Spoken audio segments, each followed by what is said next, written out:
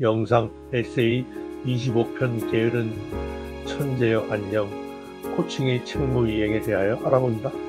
자기계발서가 유행인 시대이다.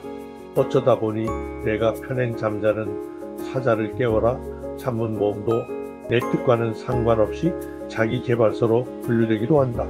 행복을 정의하고 이를 추구하는 방법을 혹자는 리더십이라 이름하기도 하고 혹자는 삶의 지혜를 찾는 구도의 길이라 하기도 하여 자기계발서의 단골 주제가 되고 있다. 한때 내가 진로 코칭을 맡았던 고등학생 하나는 부모가 영국의 고등학교에 유학을 시키는 중이었는데 자기계발서로부터 효과적으로 공부하는 방법을 찾을 수 있을 것이라는 입증되지 않은 기대 때문에 이를 낭독하고 있었다.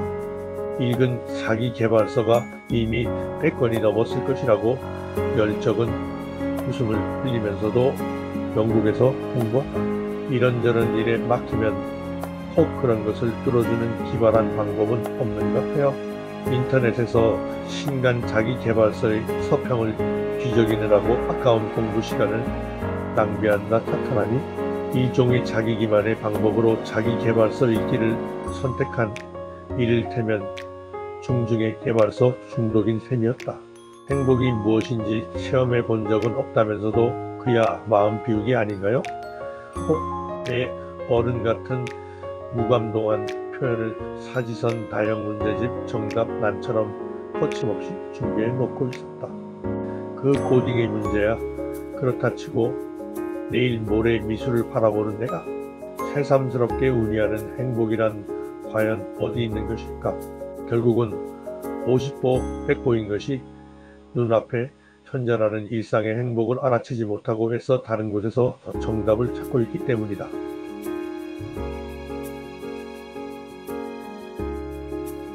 게으르기를 즐겨하나 친구는 사양키 어려워 궁한 줄 알지만은 어찌 통하기를 바랄 손가 가난하지만 뛰는 삶은 살지 않았고 병들어 마음 기른 공을 깨닫는다.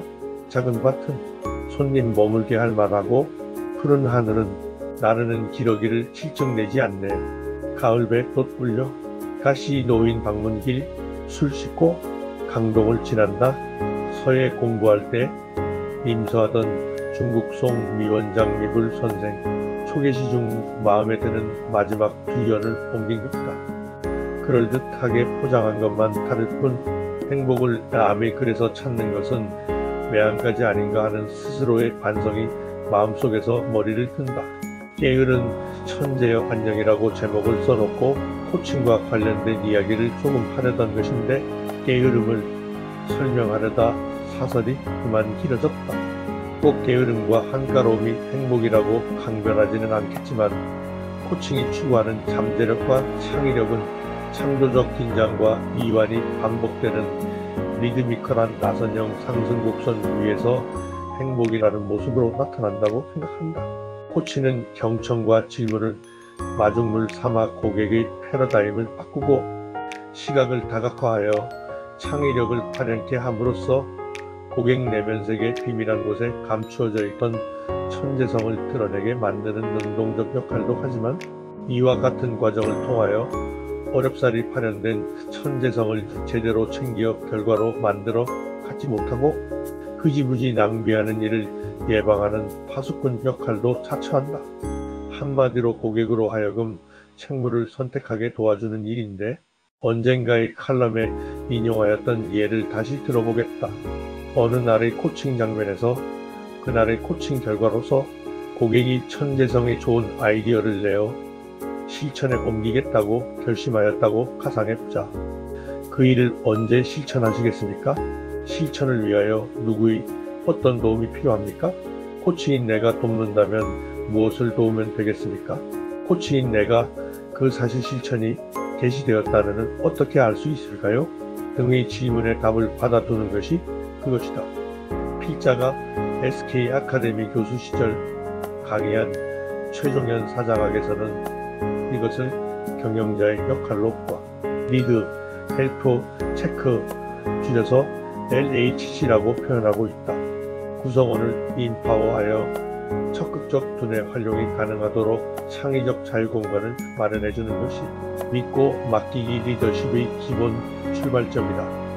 그러나 무조건 맡기기만 하는 경우 높은 창의력을 이끌어낼 수 있다는 장점은 있으나 게으른 천재를 만들어낼 가능성도 따라서 높아진다.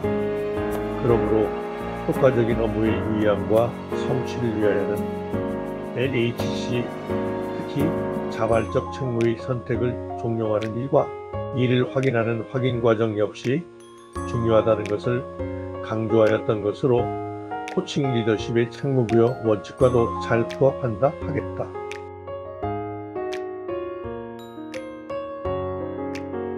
눈물 많던 청소년 시절 읽었던 프랑소와즈 사강의 슬픔이여 안녕이라는 제목의 책을 여러분은 기억할 겁니다.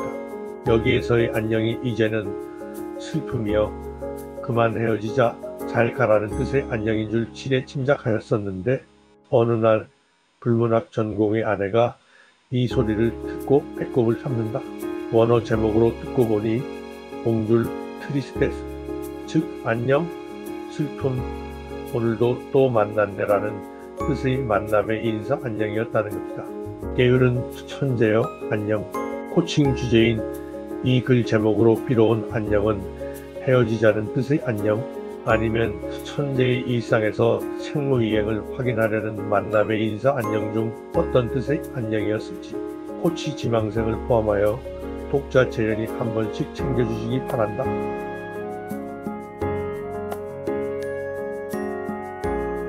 다음 영상에서는 자기 기반 셀프 디셉션 이야기를 해볼 생각입니다.